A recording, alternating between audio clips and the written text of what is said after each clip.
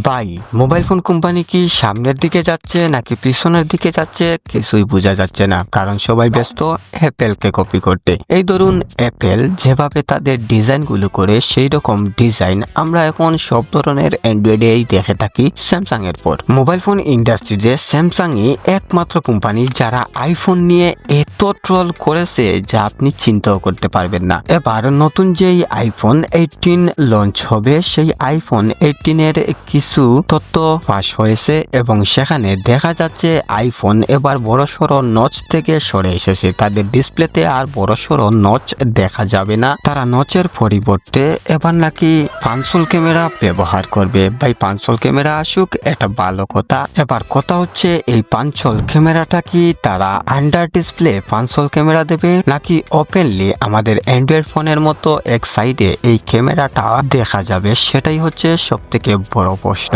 যেখানে Android mobile কোম্পানিগুলো চাচ্ছে আন্ডার ডিসপ্লে ক্যামেরা দেওয়ার। সেখানে আইফোন যদি নিয়ে আসে পাঁচশোল ক্যামেরা, একেবারে ডিসপ্লের উপরে রাখা একটা পাঁচশোল ক্যামেরা, তাহলে ভাই ডেফিনেটলি সব কোম্পানি অ্যাপেলকে আবারও কপি করা শুরু করবে আর দামাচাপা পড়ে যাবে সেই আন্ডার ডিসপ্লে ক্যামেরার কথা। কারণ ভাই, সমস্ত চাইনিজ অ্যান্ড্রয়েড সিস্টেম চালিত যত মোবাইল আছে, যত কোম্পানি আছে, সবাই চাবে অ্যাপেলকে কপি করতে। তারাও অ্যাপেলকে দেখে দেখে সাইড মাউন্টেড পাঁচশোল ক্যামেরা বসাবে, সেই সাথে পিছিয়ে পড়বে আন্ডার ডিসপ্লে ক্যামেরার টেকনোলজি। অ্যাপেলের এই টেকনোলজি এবং তাদের আপকামিং আইফোন 18 নিয়ে আপনার কি মতামত জানাতে পারেন আমাদের কমেন্ট বক্সে। সেই সাথে টেক দুনিয়ার খবর জানতে সাবস্ক্রাইব করে রাখতে পারেন আমাদের চ্যানেল SKT TV।